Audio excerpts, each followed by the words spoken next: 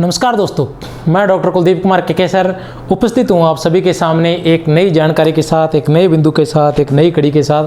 तो आज का हमारा बिंदु है कहानी।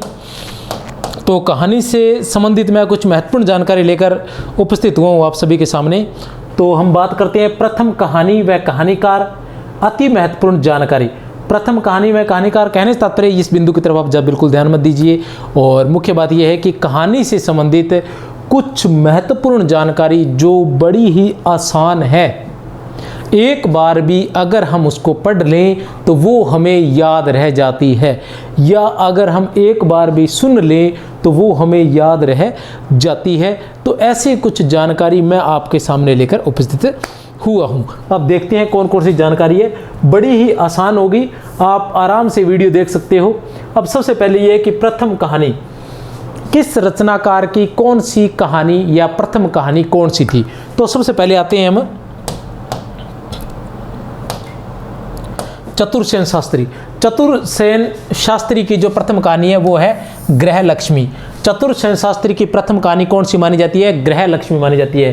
प्रसाद की कौन सी मानी जाती है? जयशंकर प्रसाद की प्रथम कहानी कौन सी मानी जाती है? ग्राम मानी जाती है। 1911 ईस्वी में प्रकाशित हुई थी। किस में प्रकाशित हुई थी? इंदु में प्रकाशित हुई थी। इंदु में प्रकाशित हुई थी। मेरे दिमाग से नाम निकल गया। इनके भांजे थे जो इसके मतलब इसके संपादक थे, इस हिंदू पत्रिका के संपादक थे। प्रसाद की प्रथम कहानी थी ग्राम, जो इसमें प्रकाशित हुई थी। प्रसाद की हम बात करते हैं तो पहले भी मैं काफ़ी बार बता चुका हूँ प्रसाद के बारे में, एक बार फिर से बता देना चाहता हूँ कि प्रसाद की बात करते हैं तो जयशंकर प्रसाद ने कुल 69 कहानियाँ लिखी थी। 69 कहानियाँ, 69 कहानियाँ लिखी थी जो 5 कहानी संग्रहों में प्रकाशित हुई थी, जिन्हें हम कह सकते हैं छाया, प्रतिध्वनि, आकाशदीप, आंधी, इंद्रजाल। छाया, प्रतिध्वनि, आकाशदीप, आंधी, इंद्रजाल 1912, 26, 29, 31 और 36। 12, 26, 29, 31 और 36। 12, 26, 29, 31 और 36। छाया, प्रतिध्वनि, आकाशदीप, आंधी, इंद्रजाल। कुछ महत्वपूर्ण कहानियां इनकी थी। पुरस्कार, ममता, देवरथ, बेड़ी, सालवती, गुंडा। पुरस्कार, ममता, देवरथ, बेड़ी, सालवती, गुंडा, ये इनकी महत्वपूर्ण कहानियां थी।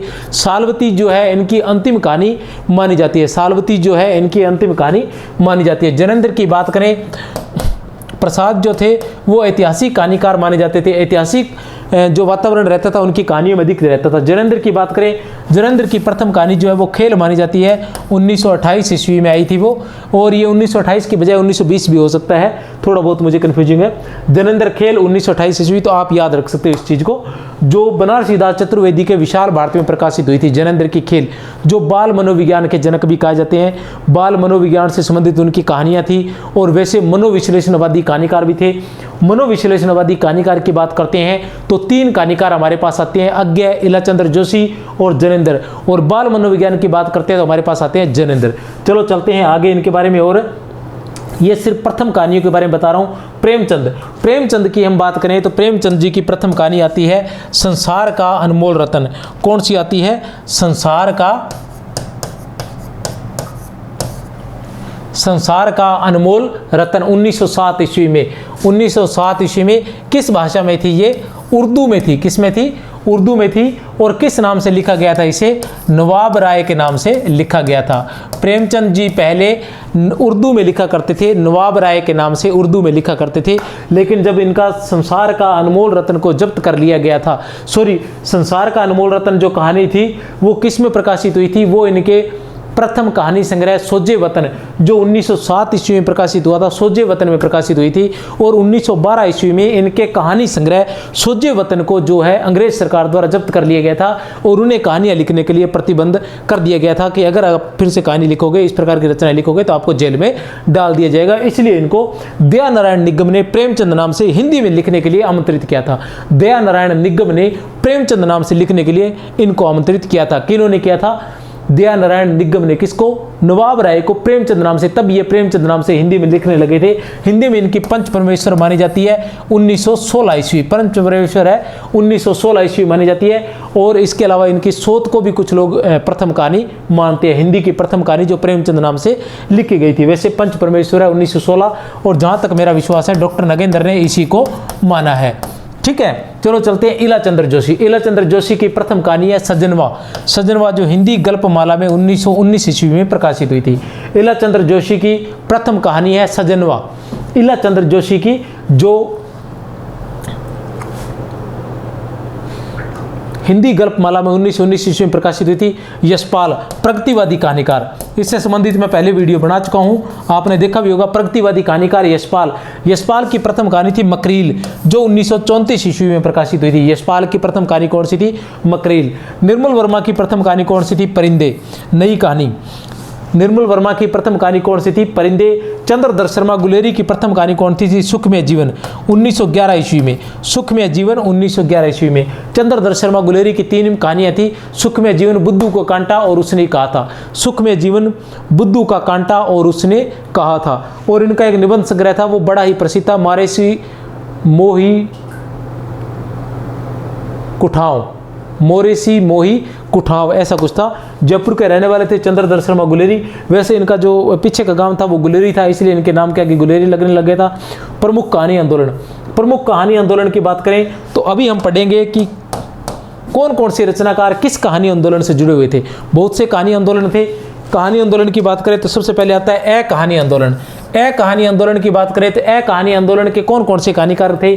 गंगा प्रसाद विमल, रविंद्र कालिया, दूधनाथ सिंह, ज्ञान रंजन, श्रीकांत वर्मा, जगदीश चतुर्वेदी और प्रयाग शुक्ल। ये सभी किस कहानी के कहानीकार थे? कहानी। कहानी आंदोलन था, उसके कहानीकार थे। कौन कौन से? गंगा प्रसाद विमल, रविंद्र कालिया, दूधनाथ सिंह, ज्ञान रंजन, श्रीकांत वर्मा और जगदीश चतुर्वेदी और प्रयाग शुक्ल। बात करते हैं, चलते हैं आगे। रमेश बख्शी और सुधा अरोड़ा। रमेश बख्शी।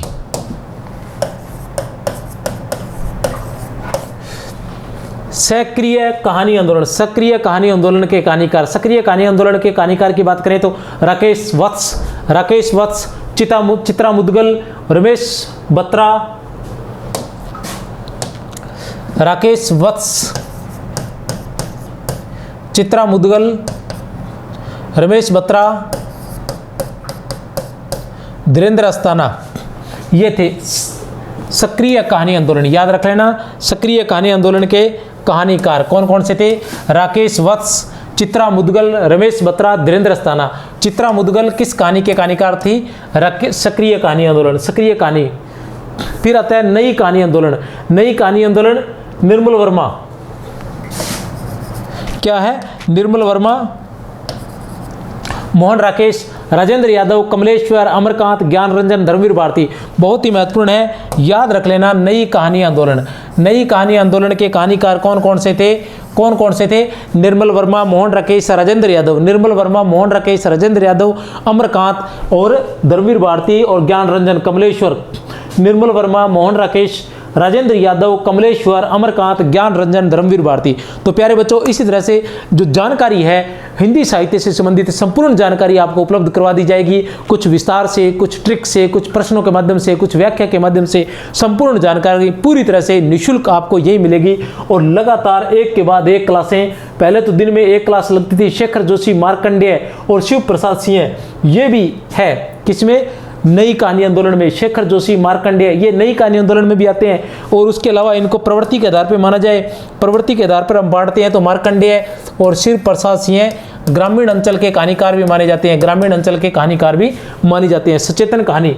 सचेतन कहानी की बात करते हैं। सचेतन कहानी के जनक जो है कौन थे? सचेतन कहानी के जनक थे महीप सिंह। कौन थे? महीप सिंह। और प्रमुख सचेतन कहानीकार कौन कौन से हैं? कमल जोशी, हिमांशु जोशी। महीप सिंह, कमल जोशी और हिमांशु जोशी। महीप सिंह, हिमांशु जोशी और कमल जोशी। याद रख लेना कौन सी? सचेतन कहानी। कौन सी है? सचेतन कहानी। याद कर लेना।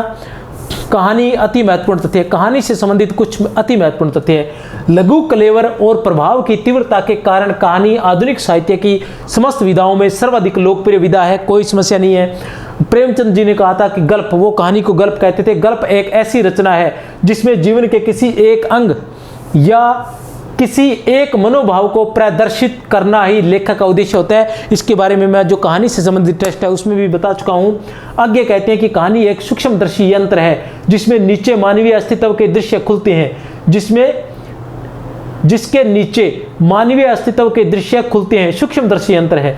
कहानी के तत्वों की बात करें तो कथा वस्तु, कथोपकथन, पात्र, वातावरण, उद्देश्य काल, भाषा और शैली, ये कहानी के तत्व माने जाते हैं। कहानी के तत्व की बात करें, पूछ लिए जाते हैं। कुछ विद्यार्थी है जिन्हें ध्यान में नहीं रहता, तो एक बार पढ़े हुए, मैंने पहले ही कहा था कि एक बार पढ़ने के बाद ये आपको याद रह जाएंगे कि कहानी के तत्व कौन से हैं। कथा वस्तु, सबसे पहले आती है कथा वस्तु, फिर आता है कथोपकथन, फिर आता है पात्र, और फिर आता है वातावरण और देश काल, फिर आता है भाषा और शैली, और फिर आता है उद्देश्य। ये है कहानी के तत्व।